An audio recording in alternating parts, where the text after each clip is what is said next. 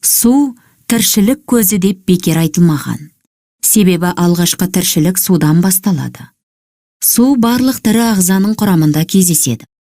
Мысалы, қан немесе шырынның негізгі құрамы судан тұрады. Кәдімгі құрғақ өсімдік дәнінде белгілі мөлшерде су болады. Кейбір теңіз жәндіктері, мысалы, медузаның 98% судан тұрады. Жер, әлемнің ауа қабатында су шағын көлемдегі тамшылардың түрінде бұлт пен тұман және буда болады. Тығызданып, қоюланған, яғни конденсацияланған тұста атмосфералық жауын-шашындар ретінде ауа қабатынан шығарылады.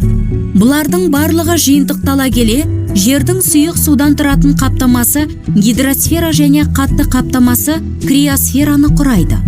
Су жер бетіндегі тіршіліктің қайнар көзі, бастау бұлағы.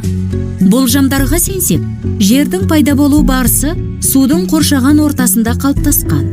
Бұған дәлел, әлемдік мұхиттың 97,54% жер суларынан, оның ішінде 0,63% жер асты суларынан, 1,81% мұздықтардан, 0,09% өзендер мен көлдерден, 0,07% құрлықтық тұзды сулардан, 0,01% атмосферадан тұрады.